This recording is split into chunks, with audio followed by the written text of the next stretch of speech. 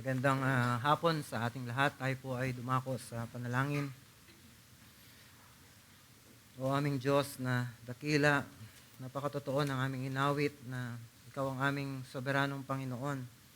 And You are overruling all the affairs of men. And no evil can thwart Your plan. At salamat kasama sa plano ninyo ay palagoy ng inyong iglesia sa pamamagitan ng pangangaral ng inyong dalisay at makapangyarihang salita. We pray na sumandig kami doon sa katotohanan na yon, that your word will not come to you, return to you empty and void, but it will accomplish what's your purpose in proclaiming it to us. Kaya help us, Lord, to be ready, to be thirsty to your word, and to be ready on our hearts, ready to hear and to do what your will sa amin pong mapapakinggan. We praise you, and we want to magnify you in the name of our Lord Jesus Christ. We pray this in His name. Amen.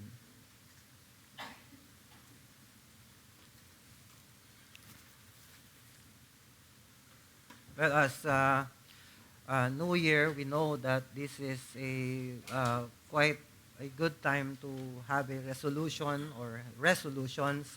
But ang pinakamaganda sigurong maging resolution ng isang mananampalataya is to be focused, so focused on the glory of Christ to the point that that glory may expose what is the hidden recesses and the hidden sins in our hearts, at magkaroon ito ng genuine repentance sa atin.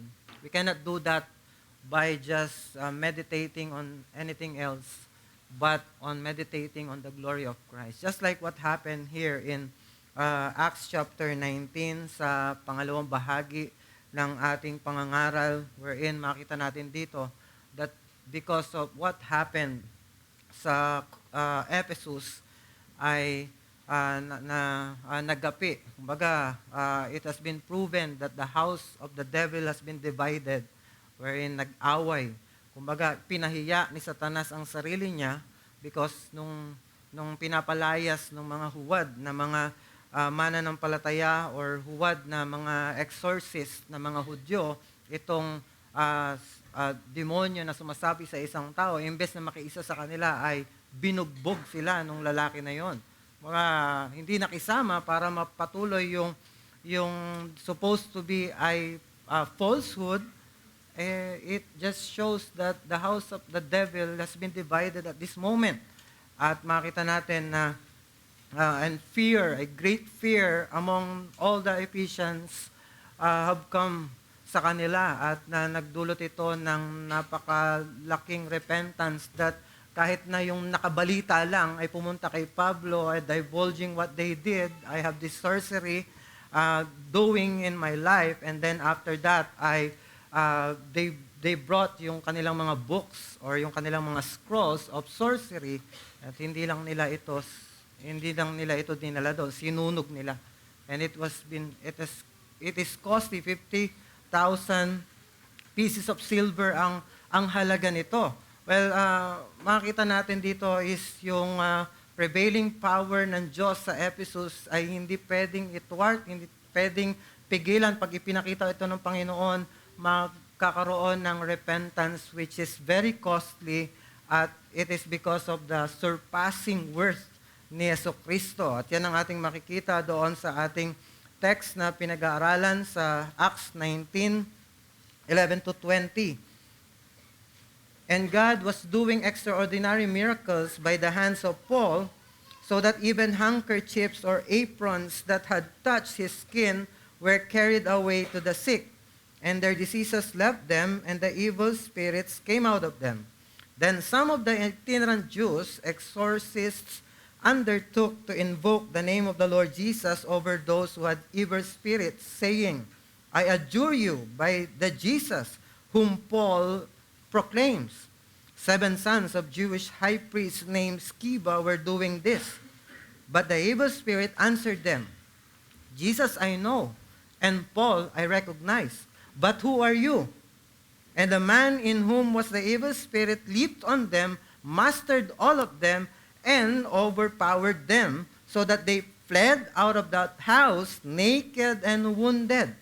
And this became known to all the residents of Ephesus, both Jews and Greeks. And fear fell upon them all, and the name of the Lord Jesus was extolled. Also, many of them who were now believers came confessing and divulging their practices. And a number of those who had practiced magic arts brought their books together and burned them in the sight of all. And they counted the value of them and found it came to 50,000 pieces of silver. So the word of the Lord continued to increase and prevail mightily. At nalaman natin, nung una nating pinag-aralan to last week, ay tinutuloy natin yung pagtatala ni Luke sa ministry ni Pablo sa Ephesus, na kung saan pinocus niya yung halos 3 taon niyang ministry or missionary journey. Yung kanyang third missionary journey, rather. At dito sa city of Ephesus siya pinaka-nagtagal na nagstay around 3 years.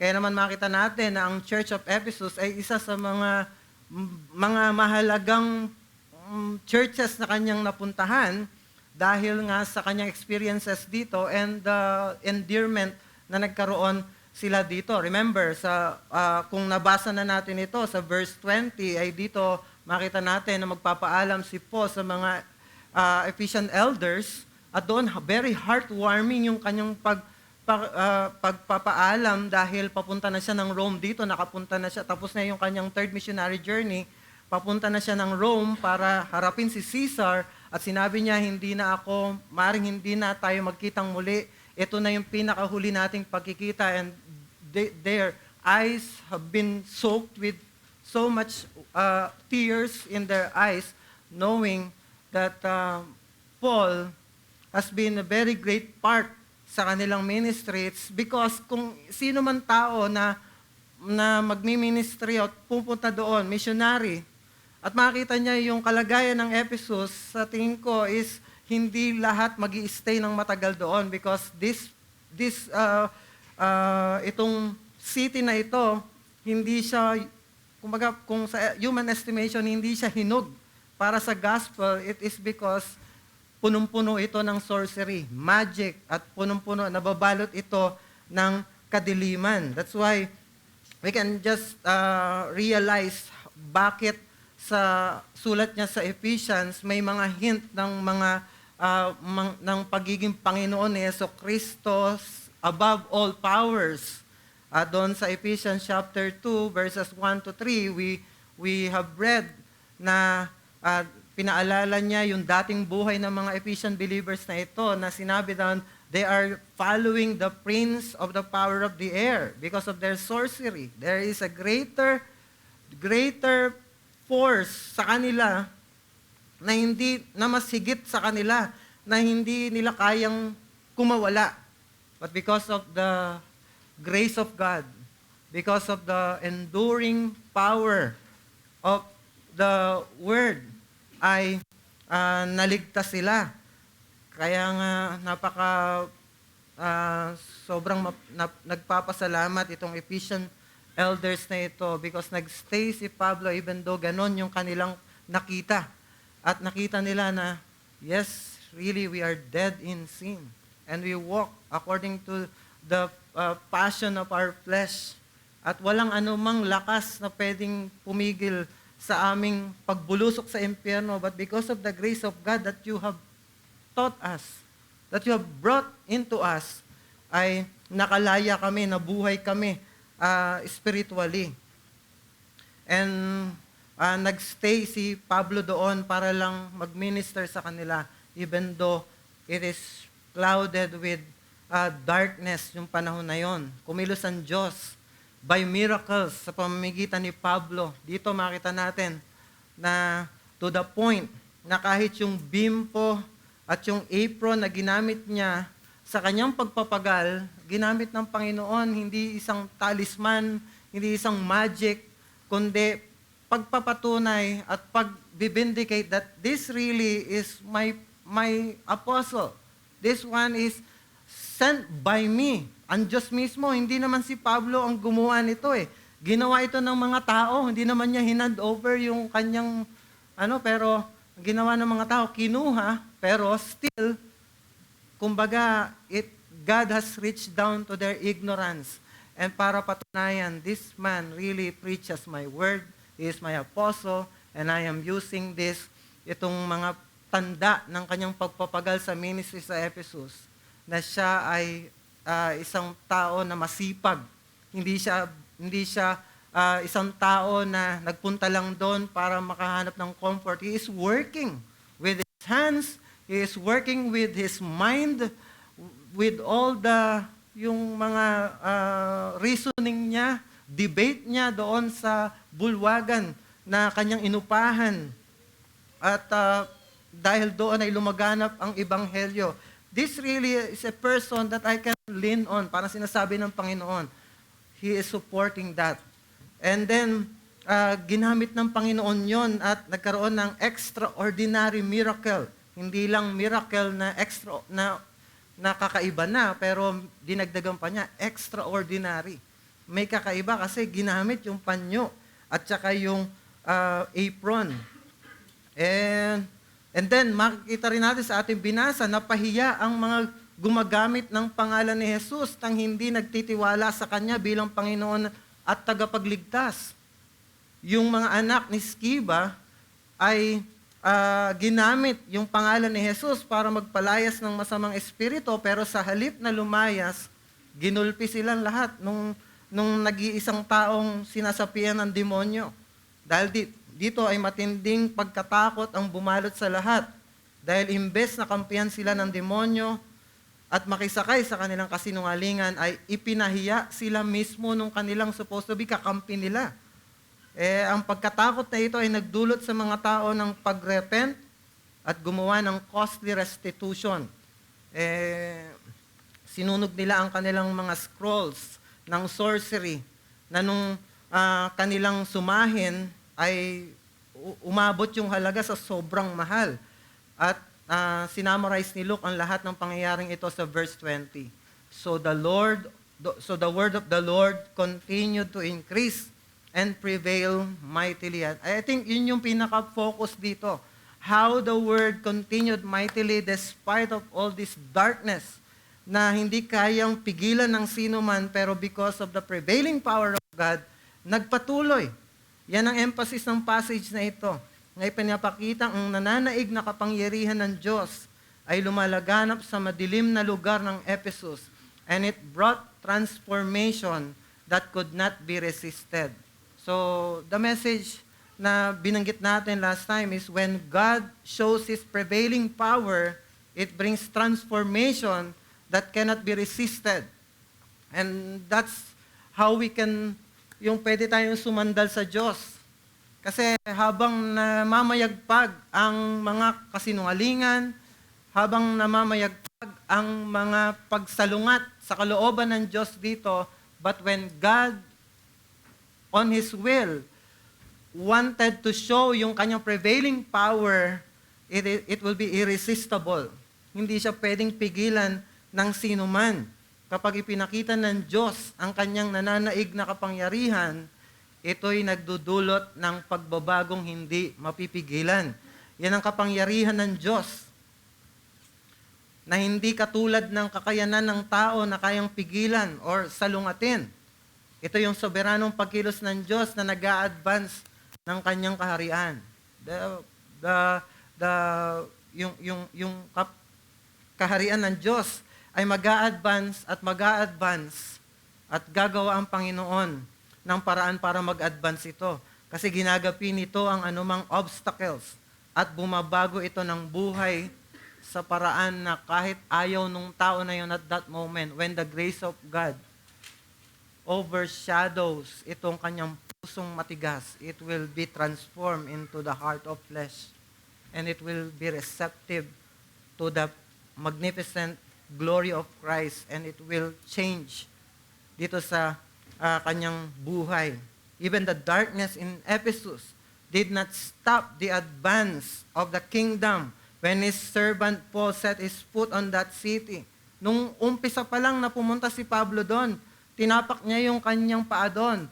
I believe, kumilos na ang kaaway para mapigilan yon. Pero what happened was, he stayed there longer and then naging matagumpay yung kanyang ministry. Hindi po ibig sabihin ito na hindi na magre-resist ang tao sa Diyos. Ang puno-puno ang Bible ng mga example ng mga tao na pinatigas nila yung kanilang mga puso. But this was still under the sovereign purpose of God. Whether God is giving them over kapag sila ay nagpapatuloy sa kanilang kasamaan, it is not that God is tolerating them na parang walang magawa ang Diyos.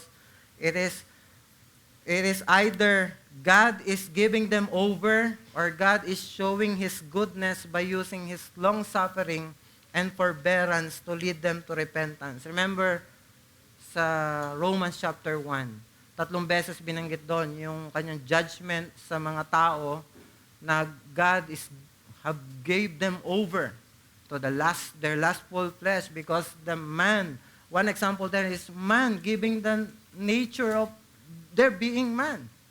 They live together, man by man, and man to woman, or woman to woman. Nagkaroon ng ganong kalayawan at perversion. That's why God gave them over, hindi dahil para i-tolerate sila, but to, even on that moment na ginagawa nila yon, akala nila they are free, but God is giving them over. It is a sign of God's judgment to them. Kaya kung walang pagpapalo ang Diyos sa atin, hindi natin sasabihin na, sa ating mga kasalanan, hindi natin sasabihin na hindi na kumikilos ang Diyos. At wala ang Diyos. God's power can still work even though on that moment na hindi kanya pinapakailaman. Mas nakakatakot nga ito eh. Mas maganda na nararamdaman natin yung kanyang kamay na nag-iingat at nagpapaalala sa atin, pumapalo sa atin. And or, sa Romans chapter 2, it is yung kanyang seemingly hindi pagkilos, it is God's showing yung kanyang goodness. Because of the forbearance and the long-suffering of God na parang dalawang kamay ng Diyos na pumipigil sa atin na ibagsak yung mga judgment na dapat ay sa atin for us to see how good God is. That, don't you know, sabi doon sa Romans chapter 2, verse 6 or 4, 5 or 6, na don't you know that God's goodness leads us to repentance. You see, whether nagpupursige ang tao sa kasalanan at walang pagpipigil ng Diyos, hindi niya pinapakita yung kanyang magnificent power, hindi ibig sabihin nun wala na ang kapangyarihan ng Diyos. Pero kapag ninais, ito yung gusto kong ipunto, kapag ninais ng Diyos na manaig, walang anumang resistance ang magwawagi. Pagka sinabi ng Panginoon, teka lang, I will end yung aking forbearance at yung aking long-suffering, I will reveal now my power to you. Ito ay magwawagi, hindi kayang i-resist. So in the end, God's, yung kanyang kalooban, hindi pwedeng salangsangin. Hindi pwedeng banggain. Ito ay mangyayari. Magtatagumpay ang kanyang kapangyarihan. Ang kanyang salita ay lalaganap at ang kanyang kalooban ay magaganap. Just like what happened here. At makita natin dito, how does God's prevailing power bring transformation? And we saw there, unang-una is God's power supports faithfulness with priceless diligence. And then, number 2, God's power defeats darkness with costly repentance. Let's proceed dun sa number 2.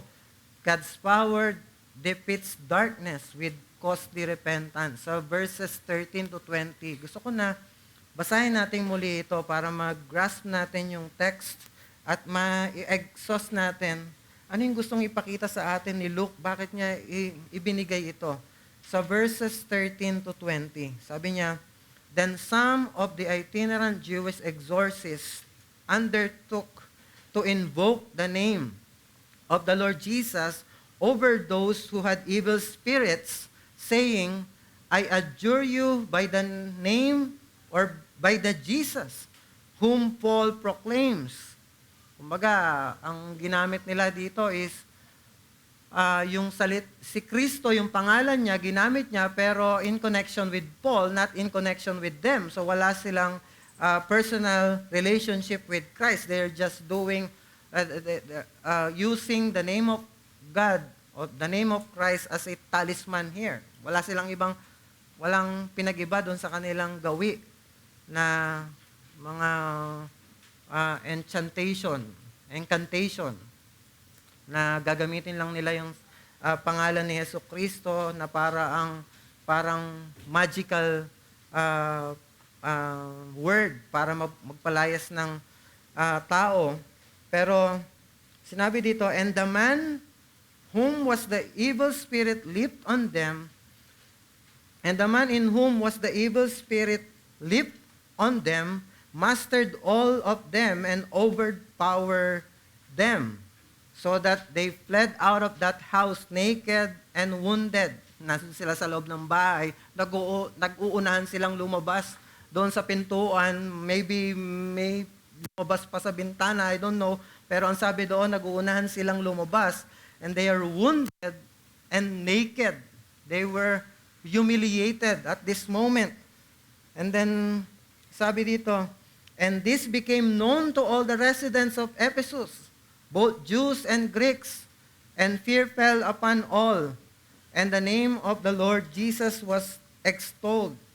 Also many of those who were now believers came, confessing and divulging their practices, and a number of those who had practiced magic arts brought their books together and burned them in the sight of all, and they counted the value of them and found it came to 50,000 pieces of silver. So the word of the Lord continued to increase and prevail mightily. So excluding yung conclusion part, which is verse 20, Luke records 3 scenes in this passage that highlights God's power unmasking yung darkness that leads to repentance. Ang unang scene dito is yung failed exorcism, or mga failed exorcists, na they were Jewish itinerant exorcists.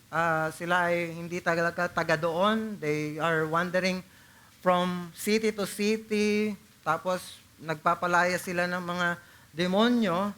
And especially, yung 7 anak ni Sceva, they were named na sila yung gumagawa dito. Sinubukan nilang utusan ng masamang espiritu na lumabas sa tao na kanilang pinasukan sa pamamagitan ng pagtawag sa pangalan ni Jesus na ipinapangaral ni Pablo, ngunit wala silang tunay na pananampalataya o relasyon kay Jesus. Kumbaga, itinuring nila yung pangalan ni Jesus bilang formula, incantation, or hindi bilang confession ng kanilang pananampalataya. Hindi nga nila kilala si Yesu Kristo. They needed to connect yung pangalan ni Kristo dun sa nangangaral talaga kay Kristo, which is Paul. And sinabi doon ng evil spirit, the evil spirit recognized Jesus and Paul, but he reject them. So, Jesus I know, sabi niya, and Paul I recognize, but who are you? Parang sinabi niya doon sa kanya, parang confession ito ng ng demonyo, confession ito ng masamang espiritu. Kilala ko pareho si Kristo at saka si Pablo dahil magkasama sila. Sila ang tunay na magkakampi, pero sino ka?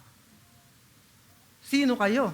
Sabi niya, parang sinasabi niya, hindi kayo ang totoong may kapangyarihan. You don't have the authority. The authority lies kay Kristo at sino mang kasama niya. Yun yung sinasabi nung, parang ganon yung confession na yun na sinabi doon. So, the possessed man overpowers them, leaving them wounded and naked.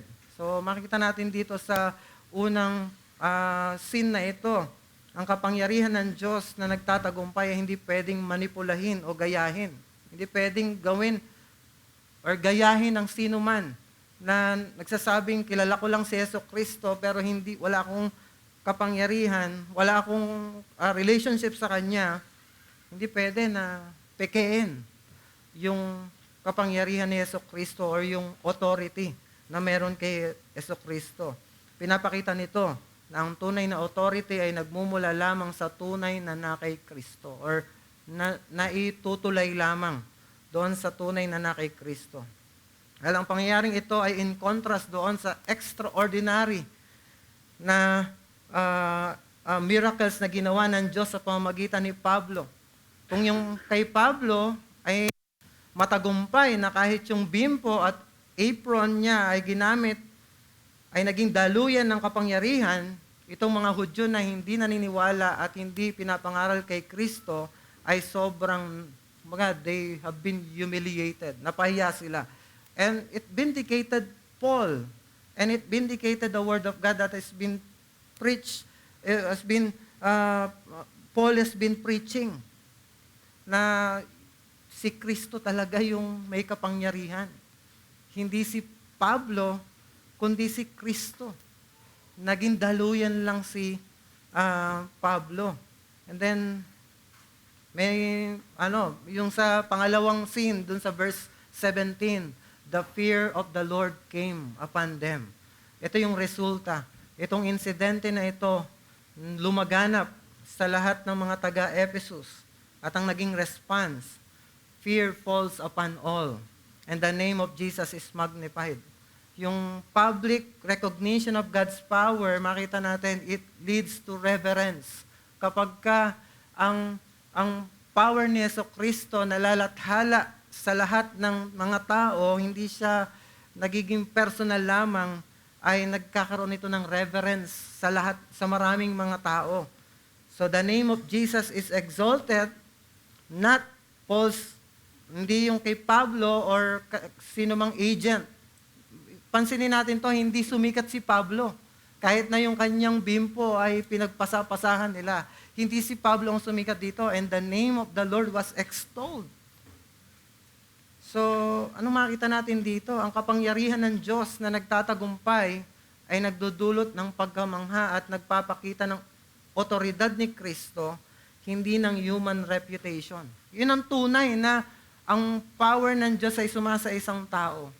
Whenever ang mas nalalathala ay si Kristo, behind this ministry, hindi yung siya mismo. And then yung pangatlo, ito yung maganda. Sa verse 18 to 19, yung kanilang repentance and renunciation. This is yung response ng mga naligtas.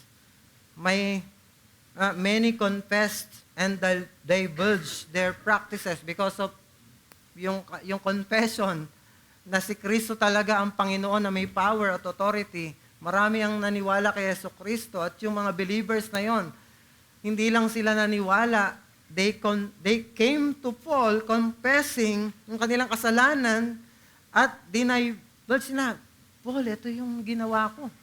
Ito yung buhay ko. Ito yung ginagawa namin na alam namin mali. And we can see their action. Those who practice magic brought their books and burned them publicly. So, anong makita natin dito? Repentance is both verbal, confession. You confess what you have done. Ano yung ginawa mong kasalanan. At doon nagsisimula ang repentance. Hindi pwedeng repentance na cover up. Ang repentance is you say what you did. And you know that it's not good. And you need to make a visible act. And what is that? Yung ginawa nila, they burn their scrolls. And it is irreversible. Pagka binurn na nila, wala na. Hindi na. They did this in cold blood. Or kumbaga, they did this na alam nila pag nasunog na ito, wala na silang babalikan.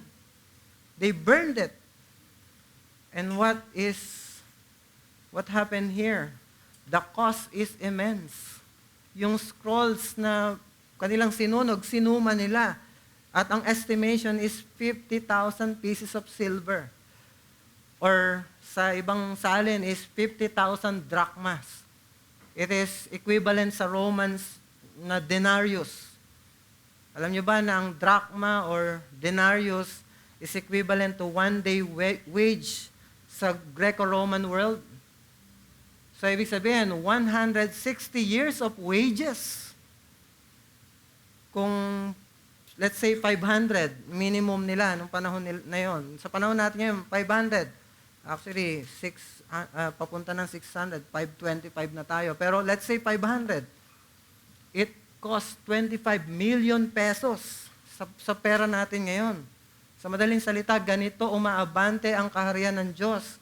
Ine-expose ng Diyos ang kamalian at nagre-require siya ng costly repentance. Whenever God is exposing what is in our hearts that is sinful, God requires us costly repentance, leading believers to renounce sin decisively, even at great personal expense. Kahit na napakahirap at napakahalaga nung kailangan niyang iwanan, ay gagawin yon dahil yun ang nire-require ng pagsampalataya kay Jesucristo at pagyakap kay Jesucristo. So, yun ang pinupunto natin dito. God's kingdom advances by exposing false spirituality and compelling costly repentance. Hindi aabante ang kaharian ng Diyos kung walang exposure ng ating mga hidden na mga kasalanan. But this is what God is doing. He exposes the heart of His people para makita ano yung dapat nilang iwasan. At nire-require nila is repentance. Nire-require ng Diyos is repentance. But not just repentance. A repentance that is costly. Ang kaharian ng Diyos ay sumusulong sa pamamagitan ng pagbubunyag ng false spirituality at sa paghimok ng repentance na may bigat, na may halaga. Ang tunay na spirituality ay dumadaloy mula sa union ng tao kay Kristo. Kung ang makakagawa lang nito is yung tunay na mayroon ng relasyon sa kay Kristo. Hindi maintindihan ito ng sino mang wala pa kay Jesucristo. Kapag ka na kay Kristo ka na, and you have this encounter at nakita mo yung kaluwalhatian ni Kristo, the grace of God and the glory of God will grip your heart. And then you would act according to that knowledge and vision ng kaluwalhatian ni Kristo that you would want. At sasabihin mo, wala nang ibang option kundi ang talikuran nito because Christ's glory exceeds them all. Si Jesucristo ang mas mahalaga. Alam mo yung mga rituals, katulad ng prayer, yung sacraments, or anumang religious acts, pag-attend sa church, those are rituals. Hindi naman mali itong mga bagay na ito sa kanilang mga sarili, pero ito yung katotohanan, wala silang kapangyarihan kung hiwalay sa buhay or hiwalay sa buhay na relasyon kay Jesucristo. Sinubukan ng mga anak ni Sceva na tawagin ang pangalan niya, pangalan ni Jesus, nang walang pananampalataya at ang naging resulta, kahihiyan at pagkagapi. Katulad ng isang, di ba, you see a beautiful chandelier. It may appear beautiful, katulad ng chandelier na hindi nakasaksak sa kuryente. Nandun lang siya. Ganon din ang ritual. Maaaring magmukhang religious. Pero hindi ito nakakapagbigay liwanag. It may appear beautiful, pero walang saysay. Walang liwanag. Pero kung ang mga ritual ay rooted kay Kristo, they become channels of grace. Di ba yung mga means of grace? The Lord's Supper, the preaching of the Word of God, prayer, public means of grace.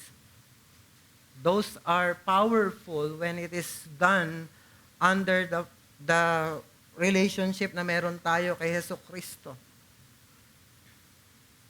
They become channels of grace, not empty motions. Ang kapangyarihan ng Diyos ay nagbubunyag ng emptiness ngayon. Hindi sa pamamagitan ng miraculous workings, katulad ng nangyari dito, sa panahon natin ngayon, nangyayari yung kapangyarihan ng Diyos na nagbubunyag ng emptiness sa pamamagitan ng pangangaral ng salita. Wherein nangyari dito is nabunyag yung kanilang kasamaan because of some miracle, but now it is done by proclamation of the Word of God.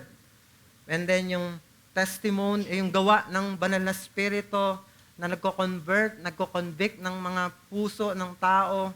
And then yung testimony ng church, yung kanilang faithfulness, yung kanilang magandang patotoo ay nagiging sumasalamin sa kasamaan or kumbaga ine-expose yung kamalian ng mga hindi nagtatapat sa Diyos. Whenever the church has this, yung kanilang great testimony na kakaroon ng offense, yung kumbaga an inevitable offense sa mga nakapaligid sa kanila, and that offense may bring them to come to Christ, or mas lalo silang tumigas yung kanilang mga puso at kumbaga they would try to yung pigilan yung gawa ng Diyos.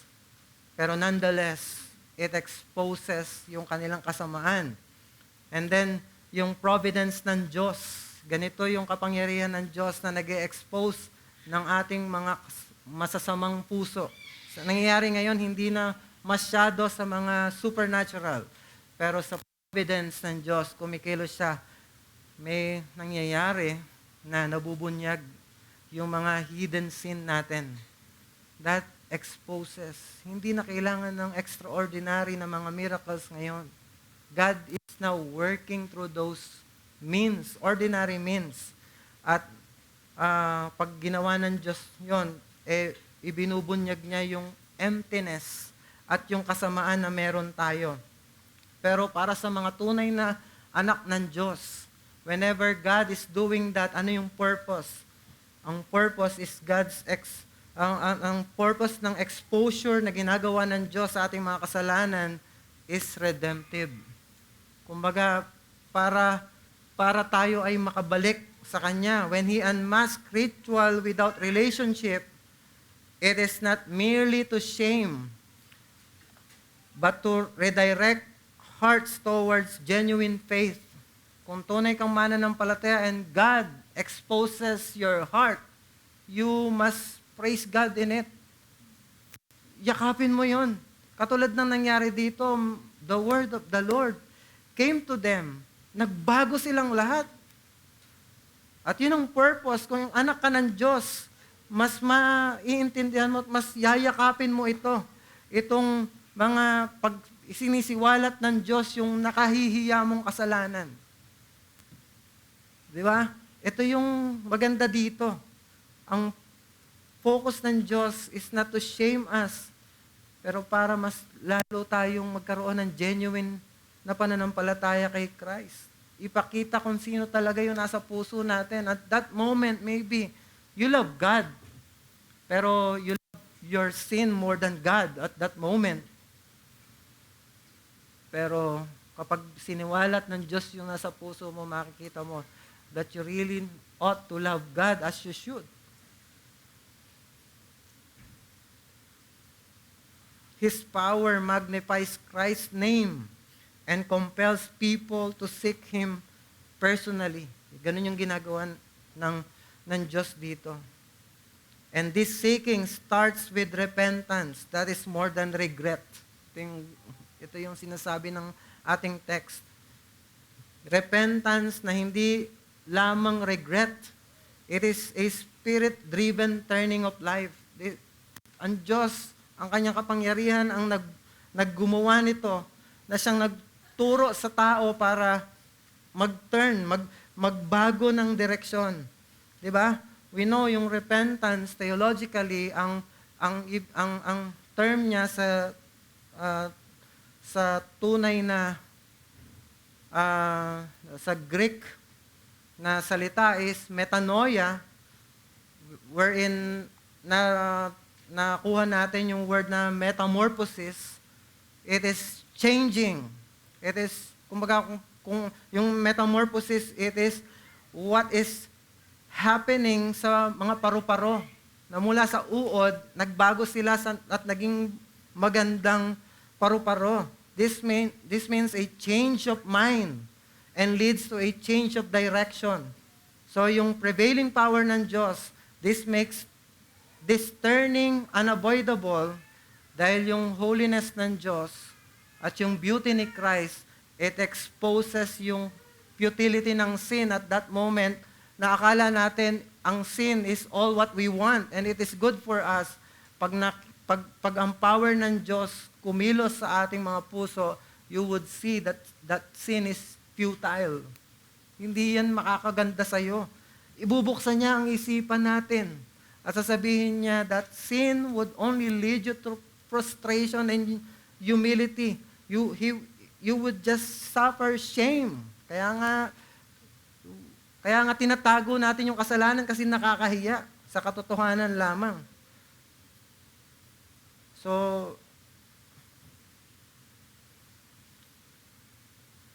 ibig sabihin nito ay ang repentance ay nakikita, hindi ito tinatago. Kapag nagrepent ang tao, makikita, it should be exposed. Yung repentance ay makikita sa ating mga gawa. Pwede kang magrepent. Nag-uumpisa yung kasalanan, ikaw lang ang nakakaalam, you can repent. Pero yung gawa at yung magiging direction ng buhay mo, it will be manifested sa mangyayaring change sa buhay mo. And there are those examples of that. And I praise God for that. Na nagbago ang taong ito, magugulat ka na lang, bakit biglang on fire itong tao na ito? Yung pala, biglang meron siyang nirepent. Meron siyang binago na kasalanan sa kanyang puso. Makikita mo ito. So, tulad ng mga taga-Ephesus, hayag yung kanilang pag-confess, sinunog yung kanilang mga scrolls. Kaya ang tunay na repentance ay hindi pwedeng manatiling private. Pinapakita ito sa action. Hindi pwedeng, nag-repent ka lang pero parang walang nangyari sa'yo. And then, pangalawa, ang repentance ay may bigat dahil ang mga idols ay kumakapit sa puso. Bakit mabigat ang repentance? Kasi kaya ka nga yung kasalanan at yung iniidolo mo, kumapit sa puso mo, it is because meron siyang grip. Yung kasalanan parang napakainam sa atin. Parang itong, kumbaga, ito na yung parang this is the quality of life that you would want on that moment na nagpapasasa ka sa kasalanan, gustong-gusto mo talaga yung kasalanan.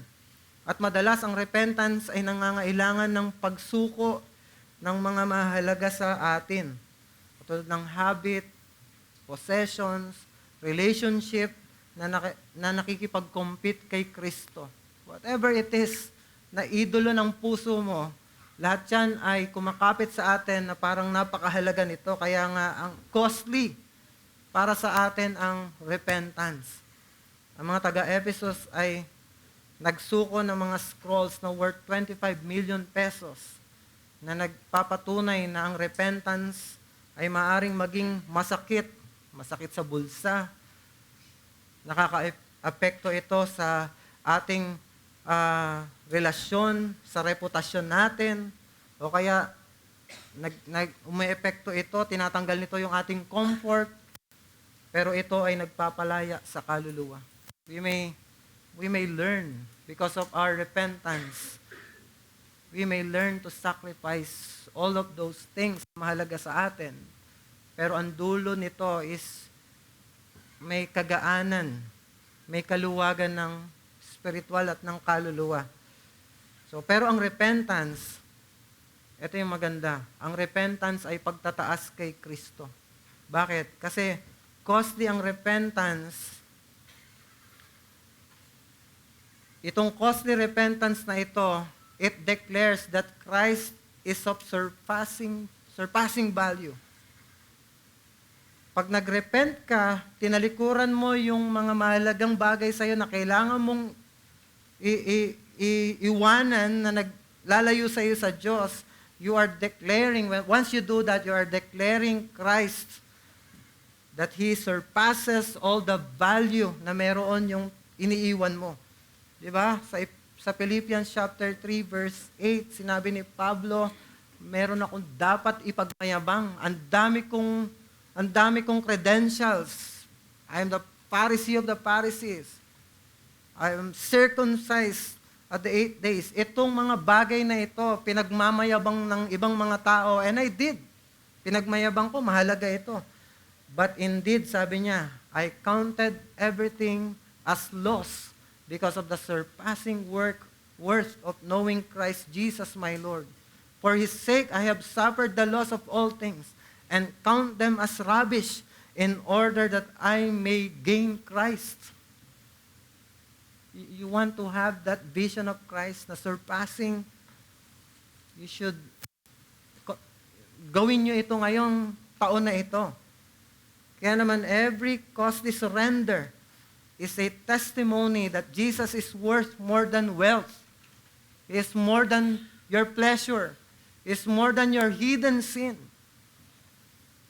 So in all, itong ginawa nilang pag-burn ng scroll, it was not just destruction. It was proclamation that Christ is greater. We have found now our Savior. And this Savior is greater than all these idols that we have. So I would burn them all in the face of Christ and in the face of everyone. Because Christ is greater. I want to challenge us. Show Christ's surpassing worth by forsaking your idols, even when surrender cost you everything. Ipakita ang nakakahigit na halaga ni Kristo sa pamamagitan ng pagtalikod sa iyong mga Diyos-Diyosan. Kahit na ang pagsuko ay nangangahulugan ng pagkawala ng lahat-lahat. All that is important to you na nakakapaghiwalay sa iyo kay Yesu Kristo, nagiging blunder, nagiging hadlang sa iyo, sa relasyon mo kay Yesu Kristo. Kaya mong talikuran yan. And when you do, you are showing that Christ is your everything. And you don't need to suffer poverty, yung unnecessary na iwanan mo naman yung lahat ng mga bagay na meron ka. Kung hindi naman yan nagiging hindrance sa'yo. All those things are good, your wealth, your possession, even your intimate life. Basta it is bounded in the right bond, which is marriage, okay yan. Hindi mo kailangan isuko yan as long as hindi yan blunder at hindi yan hindrance sa relasyon mo kay Yesu Kristo. But when it is something na naghihinder sa'yo para makita yung worth ni Yesu Kristo, the challenge for us is pakita mo that Christ is better than those things by renouncing all those na mahalaga sa iyo. Di ba? Marami tayong mga idol. Una, yung wealth and possessions. It is trusting money for security imbes na kay Yesu Kristo. It is clinging to possessions for identity. Kumbaga, ito na yung identity ko. Gusto ko magkaroon ng ganitong estado sa buhay para kilalanin naman ako ng mga tao. Walang masama dito sa wealth and possessions, pero once it is your primary purpose na dito mo na hinahanap yung security mo, dito na yung identity mo, that's when it becomes your idol. Alam mo yung mukha nito? Paano mo malalaman na ganito tayo? When you're fearing yung lack. When you are so much fearful na mawalan ka. Na kahit na sa tingin mo providentially, kalooban ng Diyos, hindi mo kakayanin, mawalan ka. Hindi ka handa na kunin ng Diyos yung mga bagay na tinatamasa mo. Of course, hindi naman ito dapat hanapin, pero dapat maging handa tayo na kung ano man ay ibigay sa atin ng Panginoon, so be it. Ano ngayon? I'm just doing. itong pinapagawa sa akin ng Diyos. And even if tanggalin ito ng Diyos sa akin, okay lang. But when you are so fearful of having this, or yung lacking ng mga bagay na ito, plus, meron kang pride naman in abundance. When you are abundant, mayabang tayo, ang ibig sabihin lang nito, pag pinagsama mo yung fear of lack, tapos yung pride in abundance, we are worshiping our wealth. That's a time that our wealth become our idols. Pero Christ is worth it. Worth more than those things because Jesus is our true treasure. Diba? In Him, we have an inheritance that cannot perish. Nasa Kanya yung tunay, nakayamanan, na maglalast from eternity. Mamtan mo man ang lahat ng yaman sa mundong ito, ikaw man ang maging pinakamakapangyarihang tao dito sa buong mundo. Mas makapangyarihan ka pa kay Donald Trump, maybe. Pero hanggang dito lang yan. Pero ang wealth and possessions that you can have na magsusurpass from eternity is having that relationship with Christ. Because Christ worth more than those things. And then, may idol din tayo, yung pleasure and comfort. Yung we're living at ease. Or we are living sa entertainment. O kaya we are living for indulgence. Walang problema, walang masama sa pleasure, sa comfort. Pero once na ito lang yung lagi nating hinahanap, at sasabihin natin, this is the quality of life that I want, that's the time na nagiging idol na ito sa atin. You want to know kung meron tayo nito sa ating mga puso. Kapag meron kang ganitong sangkap, dalawang bagay. Desire for escape. Parang ayaw mo na magsakripisyo. You just want to, gusto mo lang is walang hirap, puro saya, puro comfort, gagawa ka lang ng mga bagay. Dito lang ako sa hindi ako mahihirapan. And then, pangalawa is you refuse to sacrifice. This one, desire for escape and refusal to sacrifice, ito yung tanda na we are worshiping pleasure. And that's the danger na meron tayo. Pero Christ is He is above these things because Jesus offers joy that is fuller and lasting. Sa John 15:11, sinabi niya lang doon, ang pinakapunto niya sa John 15 is, Abide in me, I am the source of everything that is pleasurable in this life. Sinabi niya sa verse 11, These things I have spoken to you, that you abide in me. Sinabi niya, abide in me and I in you. Sinabi niya, that my joy may be in you and that your joy may be full. Sabihin, yung kanyang presensya, it satisfies beyond fleeting pleasures. Ang prayer ko, buksan ng Diyos yung ating mga puso at makita natin that Christ is more than all our pleasures na pwedeng makuha dito. And then yung reputation and pride, these are idols then. If you are seeking the approval of men more than the approval of God, when you are building your status, and then you're protecting image as your ultimate work, kapag ka ito na lang yung focus ng yung buhay na parang mahalaga sa'yo, yung reputasyon mo, yung pinoprotect mo yung image mo, at ito yung ultimate worth mo, at hindi ka na magre-repent, hindi ka na pupunta sa iyong kapatid para mag-divulge ng iyong mga kasalanan. You want to have this accountability. You don't want all of those things dahil gusto mo i-preserve yung reputasyon mo. Pero wala kang repentance of the sin. And then, ang pinapakita dito na, kumbaga, ebidensya na meron kang ganitong idol is when you are fearful, very fearful of rejection. Takot na takot kang i-reject ng mga tao. And then, plus you are craving for applause. You want to be encouraged, di ba, sa mga ginagawa mo. But when you are craving for it, na hindi ka masaya kapag wala kang nare-receive na mga applause, that's the time. Ito yung pwede mo nang sabihin, you are worshiping itong reputation.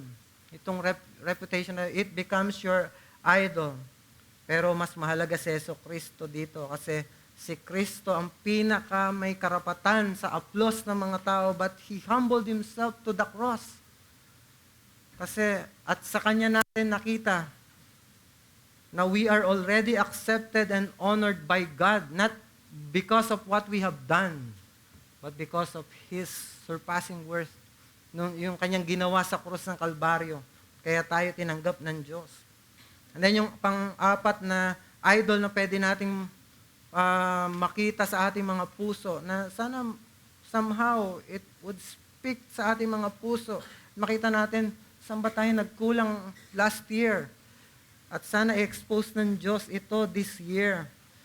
At sana ay makita ko yung worth ni Jesucristo at pagkaroon ako ng costly repentance. Pang-apat, yung relationship and affections. Yung placing spouse, yung children or special someone above Christ. When you are placing so much attention sa mga taong ito, na wala namang masama na mahalin mo sila, tama lang na mahalin mo sila, pero when you are placing them above Christ, that's the time na nagiging idolatrous tayo. Pag meron kang over-attachment, plus misplaced devotion, di ba? May devotion. Ang puso mo nakalaan na lang palagi sa taong ito. Sa mga pamilya mo, wala ka ng devotion sa Diyos. Misplaced devotion. You are worshiping that relationship. And you are worshiping that idol in your heart. Pero si Jesucristo, He calls us to love Him supremely. Si Kristo lang ang mahalin mo. Di ba? Love, the greatest commandment is, thou shalt love the Lord your God with all your heart, your strength, your might, and all your soul. And then the second one will follow. Thou shalt love your neighbor as yourself. Because only then, when we love Christ more than anything else, only then can we love others rightly and sacrificially. Hindi ka naman tatanggalin ng Diyos doon sa mga relationships na yan.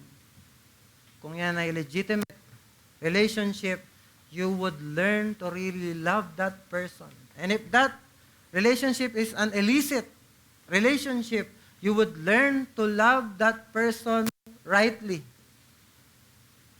Ano yun? You would break any sin that is going between you and that person. Ipapakita mo that you are not the Messiah, Christ is the Messiah. You are not the most handsome, most beautiful person in the world. Christ is. Christ is. And then, panghuli, yung hidden sins and secret practices. Ito yung pwede nating maging idols. When you are clinging to habits, addictions, or private compromises. When you are choosing secrecy over surrender. Imbes na mag-repent ka, isuko mo yung buhay mo, is you would learn to hide so that you may continue to do that sin. Ang mukha nito is yung shameful. You know it is shameful. That's why you are living in secrecy and then you refuse to repent. Pag yung tatlo na yon, ang sangkap na yon, you are worshiping that sin in your life. We know it is sinful, that's why you keep it secret. And then pangatlo, you refuse to repent. That's the time na yun ang idol mo. That sin has become your idol. But Christ is worth more than this. Christ is the light who frees us. Pag si Kristo, yung liwanag niya nag-shine sa atin, it would free us. Yung kanyang worth, it compels us to bring sin into the open and walk in holiness. Kaya mga kapatid, ano man ang idol na ine-expose ng Diyos na nandyan sa puso natin ngayon, I don't know, ikaw ang nakakaalam. I know my sin. Alam ko kung ano yung nagle-lurk sa aking puso. Kung ano man yan. Yan man ay wealth, yan man ay comfort, yan man ay reputation mo, yan man ay relationships or hidden sin. Christ is worth more than those things. Ang kanyang nananaig na halaga ay mas nagniningning kaysa sa lahat ng bagay na nakikipag-compete sa kanya sa puso mo. Anumang bagay na meron ka ngayon, nakikipag-compete kay Kristo, Christ is more than those things sa puso mo. Para i-prove na si Yeso Kristo, He is worth it sa lahat. You must forsake those idols, even when surrender costs you convenience, your comfort, or buhay mismo. Yung quality of life na tinatamasa mo ngayon. If you should give up yung trabaho na nagbibigay sa iyo ng paraan para maglayo sa iyo sa kay Kristo. You need to give up yung bagay na yon para mapakita mo Christ is worth it. Yung mahalaga si Yeso Kristo. Di ba, maging si Kristo mismo, tinukso sa mga idols na ito. Tinukso siya sa pleasure. Sabi niya, gutom siya, 40 days siyang nag-fasting sa wilderness. Sabi niya, command these stones to be bread. Tinukso siya ng pleasure. Gutom siya, kaya niyang gawin yon. But he denied them. And then yung reputation. Kung ikaw ang tunay na anak ng Diyos, magpatihulog ka dyan. Kasi nasusulat, God will command your angels, His angels to save you. Mga parang para maipakita ikaw talaga ang Son of God. Gawin mo ito, sumunod ka sa akin. But si Christ, nirefuse niya yon. And then yung wealth, pinakita niya, all the kingdoms of the world. Ibibigay ko sa iyo yan, lumuhod ka lang sa akin. Si Kristo, nireject niya lahat yon. Tinanggihan niyang lahat yon. Pinakita niyang ang Diyos lamang ang karapat-dapat. Kaya kung ang tagapagligtas natin nagawang tumalikod sa mga false treasures ng mundong ito, lalo na tayong mga kabilang sa Kanya ang dapat tumalikod sa ating mga iniidolo at ipakita ang nakakahigit na halaga niya sa ating buhay. Di ba? Binigay niya sa atin yung example how to live. And that is to reject itong mga fleeting pleasures na ito na pwedeng makasira sa ating relasyon kay Kristo. Ganyan ang ginawa ni Burke Parsons na 2 beses siyang inalok to be member of nung sumisikat na mga band nung unang binubuo ang Backstreet Boys, inalok siya ng manager, ng founder nito na maging member, tinanggihan niya. And then nung itong founder ng Backstreet Boys gumawa ng rival, isang tao lang din ang gumawa nito. Nakita niya, very, very lucrative business ito. Gumawa siya ng another boy band, and that is NSYNC. Ang NSYNC na ito, binalikan na naman siya. Si Burke Parsons, binalikan na naman siya. Pwede kang maging kasama sa boy band na ito. And this would mean instant fame. We know kung gaano tumabo sa naging patok sa mga nung 90s, tong dalawang band na ito. It means instant fame, fortune, at saka yung celebrity. Pero tinanggihan niya ito para sundin ang tawag ni Kristo na maging pastor. Tulad ng mga taga-Ephesus na nagsunog ng scrolls na worth millions, pinakita ni Burke Parsons na si Jesus ay mas mahalaga kaysa sa treasures ng mundo. Ang repentance na may malaking cost ay nagpapakita ng nakahihigit na halaga ni Kristo. Kapag meron kang tinalikuran at masakit sa'yo, pinapakita mo, si Kristo talaga ang pinakamahalaga sa'yo.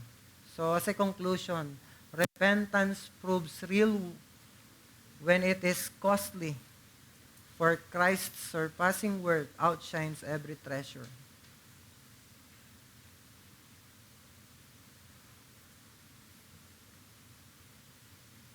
Kapag yung tinatalikuran mo, it means something sa'yo. Pero alam mo na yan ang hindrance sa iyong spirituality. Pag tinalikuran mo yan, ito yung katotohanan na totoo yung repentance mo. At ang higit sa lahat, na si Yeso Kristo ang mas pinipili mo, and you know that Christ, you are valuing Him more than anything else in this world. Tayo manalangin. Lord, we are so grateful sa aming napakinggan. Tulungan mo kami to apply this. Mahirap gawin ito. Na i-forsake yung mga bagay na mahalaga sa amin, pero nagiging detrimental sa aming paglago bilang Kristiyano. Tulungan mo kami na ma-expose yung aming mga puso sa pamamagitan ng glory ni Yesu Kristo. Help us, Lord, to turn our lives from that idol to come to you, para maging testimony din ito sa mga tao that really karapat dapat lang ipagpalit ang mga bagay na ito para kay Kristo. Dahil si Kristo ang mahalaga sa lahat. Tulungan mo kami. At kung meron man sa aming mga puso, may idols na ganito, isa sa mga bagay na ito, tulungan mo kaming tanggapin yung hamon mo na talikuran ito. At simula ng aming taon ngayon, na kami ay patuloy na tinatanggal, patuloy na inaalis unti-unti itong mga kasalanan na ito. At maging tapat kami na mga member ng aming iglesia at mailathala ang kaluwalhatian ni Yesu Kristo. Salamat po. Pinupuri ka namin sa pangalan ni Jesus.